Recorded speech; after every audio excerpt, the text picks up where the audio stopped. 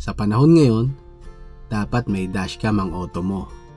Sa dami ng sasakyan dyan sa paligid mo, kailangan meron kang dashcam na maaasahan. Para sa kaligtasan mo at ng pamilya mo, at syempre, para may ebidensya ka na rin kung sakaling may aksidente kang madaanan o may mangyaring masama sa iyo habang nagmamaneho. At sakto nandyan ka na rin lang ay maire-recommenda ako sa iyo. Ito ang dashcam ng 70mm. Ito ang A200. So tara, papakita ko sa iyo kung anong meron tong dashcam na to. Dashcam na pang entry level ba ang hanap mo? Yung affordable pero kumpleto sa pictures na kailangan mo. Kung hindi ka pa rin sigurado kung anong dashcam ang gagamitin mo, subukan mo itong A200, a 70mm entry-level dashcam with front and rear dual recording camera. Kung gusto mong malaman ang nilalaman ng dashcam na ito, ay tara at samahan mo ko at i-unbox natin ito.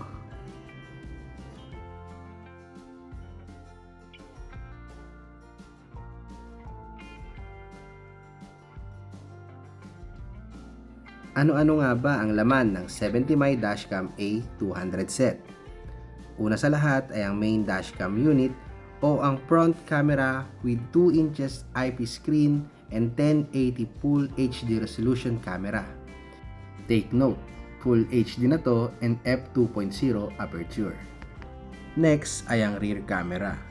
Meron na rin itong adhesive sa likod at syempre 1080 Full HD resolution na rin ito. May special tool na ginagamit sa pagtatago ng wire.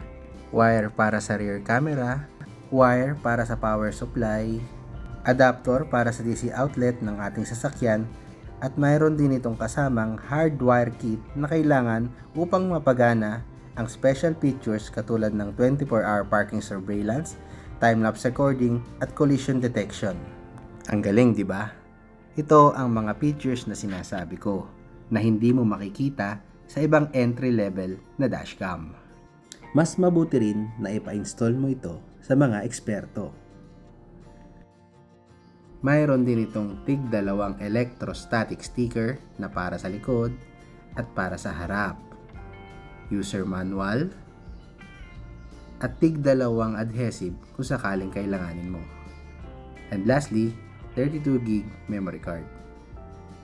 So ayan, na-unbox na natin siya. Punta naman tayo sa installation.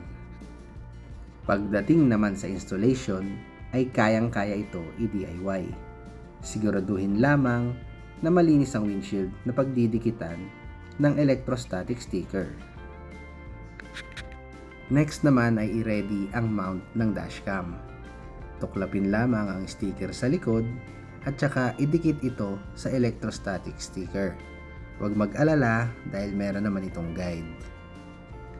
At kapag naidikit mo na ang mount, ay madali mo nang may kakabit itong ating dashcam.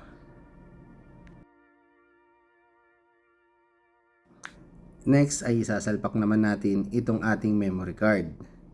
Huwag mag-alala kung maliit lang ang capacity ng memory card dahil meron naman itong feature na automatic looping once mapuno na ang memory card mo. Sobrang easy na lang din ng pagpapagapang ng wire na papunta sa rear camera dahil ito sa tulong ng special tool na kasama sa loob ng box. I-connect lamang ang dulo ng wire sa ating rear camera para mapagana ito. Dito naman natin isasalpak ang power supply para sa ating dashcam.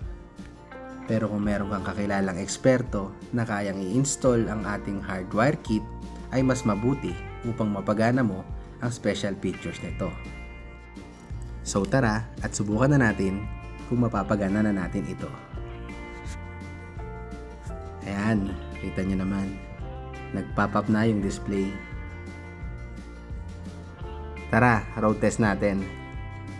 May button dito to change the view from front to rear and meron din emergency button kung sakaling makaranas ka ng aksidente sa daan. So guys, ito ang sample footage ng A200 70mm sa umaga. Ayan, makikita nyo naman na sobrang linaw niya. Kahit sa likod ay sobrang linaw na rin. At ito naman sa gabi.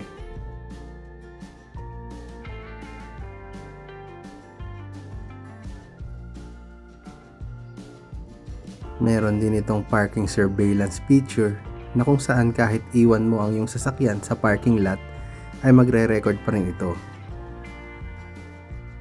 Isa pang kagandahan sa dashcam na ito ay meron silang application kung saan kapag na-connect mo na ang iyong cellphone sa ating dashcam ay pwede mo nang makita ang nilalaman nito.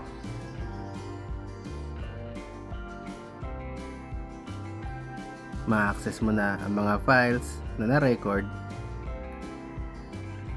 at ang iba't iba pa nitong settings.